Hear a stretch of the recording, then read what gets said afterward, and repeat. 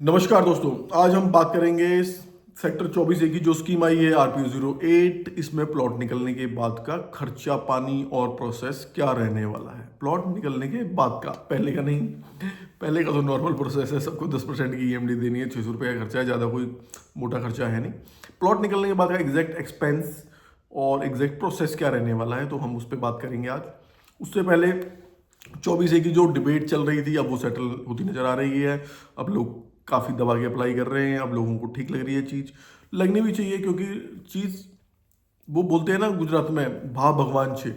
भाई जब भाव ही इतना अच्छा है और सामने वाले सेक्टर में जब तुम रीसेल में लेने जाओगे, क्योंकि जो अथॉरिटी जो तुम्हें प्लॉट अलॉट कर रही है वो किसी और रेट पे कर रही है, जो तुम तो हम मतलब बाकी लोगों को तो रीसेल में मिलेगा ना, तो you have to compare with that rate. अब वो 25,000 रुपये का रेट है वहाँ। अब मैं ये कह रहा हूँ कि चलो ठीक है, रेट थोड़ा नीचे भी चल रहा है, पर यार वो 70,000 रुपये के रेट, 75 का तो नहीं, चलो 70,000 रुपये के रेट से ले लेते हैं, तो उसमें भी काफ़ी 3 गुना का डिफरेंस है। तो भाव भगवान से सारी बात यहीं खत्म हो जाती है, एक लाइन की बात है। बाकी जिसको समझ आता है उसको करना चाहिए, जिसको नहीं समझ आता है तो नहीं करना चाहिए। कुछ और कर सकते हैं, बहुत सारे ऑप्शन है, मल्टीपल ऑप्शन है, कुछ भी ऐसा नहीं है।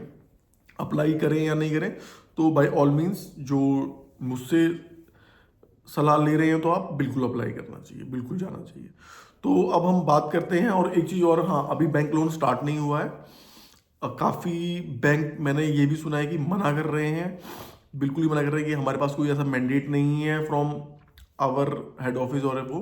तो आप उनको वो ब्रोशर दिखा सकते हैं, और जब एक बार बैंक लोन स्टार्ट होगा तो मे भी हो सकता है उनको उनकी हेड ऑफिस तब नोटिफाई करे। बिकॉज अगर ब्रोशर में उनके बैंक का ब्रांच का नाम है तो उनको कोई ना कोई तो कुछ एग्रीमेंट हुआ होगा। तो हो सकता है कि किसी एम्प्लॉय को वो एग्रीमेंट के बारे में ना पता हो, तो वो मना कर रहा हो। जब एक बार प्रोसेस स्टार्ट होगा, बैंक एक बार लोन स्टार्ट करेंगे, तो I will make a video on that also and will notify you all.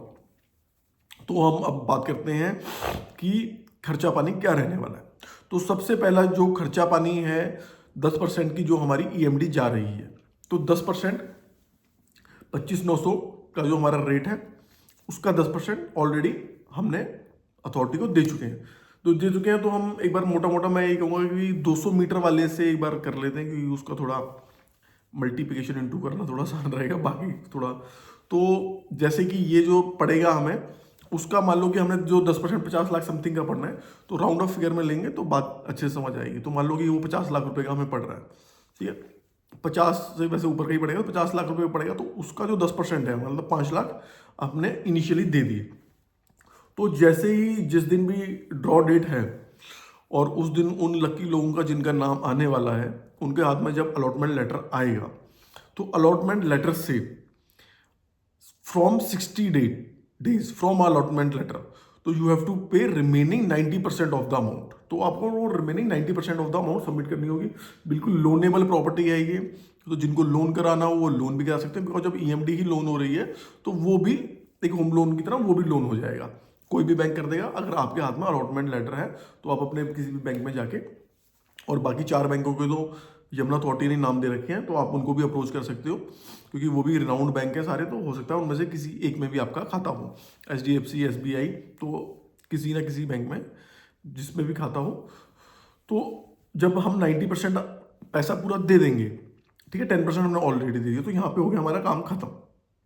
तो अब 2-4 साल की बात चली गई। तो जब 2-4-5 साल बाद की बात आएगी, क्योंकि जैसे अथॉरिटी ने बोला है कि मतलब 5 साल के अंदर वो पोजीशन देंगे, तो मे भी हो सकता है कि ज़्यादा टाइम लग जाए, और मे भी हो सकता है कि वो इतने में दे दे, क्योंकि जिस पेस पे काम चल रहा है और जिस पेस पे अब बाकी चीज़ों में भी अलॉटमेंट चल रही है, आप भी सब लोग देखते होंगे कि बहुत सारी अलॉटमेंट, अब बहुत सारे लैंड का डिस्ट्रीब्यूशन हो रहा है अदर वेरियस माध्यम से, जैसे कि नर्सिंग होम में हो रहा है, हॉस्पिटल में हो रहा है, यूनिवर्सिटीज़ के लिए हो रहा है, कॉर्पोरेट ऑफिस के लिए हो रहा है, पेट्रोल पंप्स के लिए हो रहा है। तो लैंड को डिस्ट्रीब्यूट किया जा रहा है, ताकि जैसे जैसे जिन भी लोगों को लैंड मिलती जा रही है, तो वो अपना काम स्टार्ट कर सके। और जैसे सबके कोलैबोरेटिव एफर्ट से ही एक काम दिखेगा, क्योंकि एक जो बंदा आइसोलेशन में कोई जो काम कर रहा है, तो वो इतना, क्योंकि एरिया इतना लंबा चौड़ा है, तो इतनी जल्दी नहीं दिखेगा।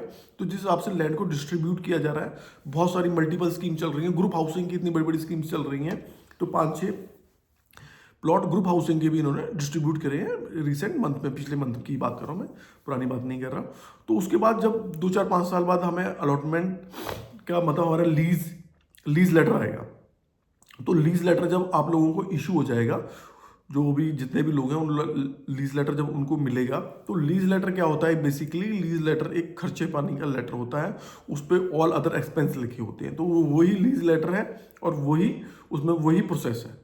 तो जब लीज लेटर हमारा होगा तो उसमें सबसे पहले जो हमारा जो मेन खर्चा है, हो सकता है काफ़ी लोगों को ना पता, हो सकता है काफ़ी लोगों को पता हो, वन टाइम लीज रेंट देना पड़ता है 10%। इसको एक अदर वर्ड में जो अथॉरिटी बोलती है वो डेवलपमेंट चार्ज बोलती है, कि हमने आपको जो लैंड है वो बेसिक इंफ्रास्ट्रक्चर है, कि सड़क दी है हमने, सीवरेज दिया है और ये सब जो चीज़ें दी हैं, बेसिक इंफ्रास्ट्रक्चर हमने आपको डेवलप करके दिया है, तो वो एक टाइम का खर्चा होता है और वो Yamuna authority, greater Noida authority, Noida authority सब में जाता है। और वन टाइम लीज रेंट इसको इंडस्ट्रियल भाषा में बोला जाता है, इंडस्ट्रियल लैंग्वेज में, और इंडस्ट्री में तो खैर ये काफ़ी ज़्यादा होता है 27.5%, और इसको अब बढ़ाने की भी बात चल रही है कि 15 साल के बराबर का इक्विवेलेंट कर देते हैं।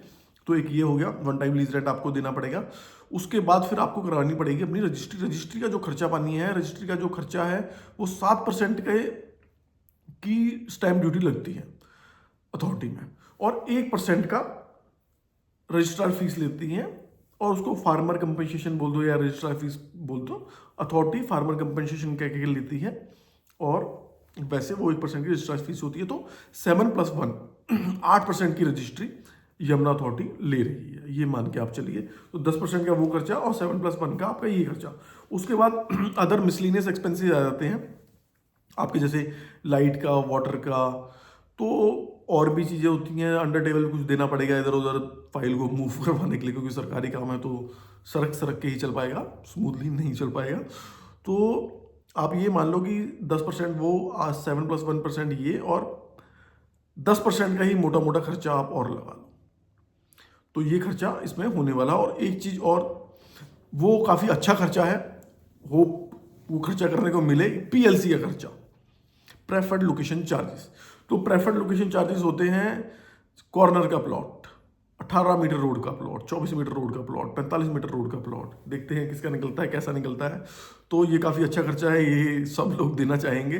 तो ये जो मिनिमम है ये 5% है, एंड अगर दो PLC हैं, 3 PLC हैं, कितनी PLC हैं वो डिपेंड करेगा, और ये मैक्सिमम है अप टू 15%। तो अप टू 15% तक ये खर्चा आपका जा सकता है। तो ये अभी ये जोड़ा कैसे जाए, बात ये है ना कि अब किस पे जोड़ा जाए, तो ये काफ़ी कॉम्प्लेक्स हो जाएगा। तो ये मैंने वैसे ही मोटा मोटा बता दी कि 5, 15, 5, 10 और 15, और मैक्सिमम अप टू 15 है, चाहे कितनी भी आपकी प्रेफर्ड लोकेशन हो। तो जिसको भी कैलकुलेशन मैंने ये अपने ना एक्सेल में डाल दी है, अपने पूरे 5 साइजेस हैं, 5 साइज जो हमारे पास अवेलेबल हैं, 5 या 6 हैं, जितने भी साइज हमारे पास अवेलेबल हैं, बड़े भी हैं। तो मैंने वो कैलकुलेशन एक्सेल में डाली हुई है, किसी को चाहिए तो यू कैन व्हाट्सअप मी, आप मेरे को लिख के भेज सकते हैं कि एक्सेल कैलकुलेशन, या इसी लिख के भेज सकते हैं, तो I will provide you that calculation. उसमें आप अपना मोटा मोटा डाल के देख सकते हैं अभी, क्योंकि अभी एग्जैक्ट तो पता कोई भी नहीं निकाल पाएगा, तो मोटा मोटा आप डाल के देख सकते हैं कि आपको जो एक्चुअल प्लॉट है, जो एक्चुअल प्लॉट की कीमत एंड में रहने क्या वाली है। क्योंकि एक तो वो रेट हो गया, बेस रेट हो गया 25,900 का, और उसके ऊपर हमारा, उसके ऊपर over and above that figure कितना खर्चा होने वाला है या रहने वाला है। तो आप वो जाके जोड़ सकते हैं, और आपको एक एग्जैक्ट अमाउंट आपके सामने आ जाएगी कि हाँ भाई अगर मेरा निकलता है तो I have to ready with that amount of money. धन्यवाद, होप समझ आया।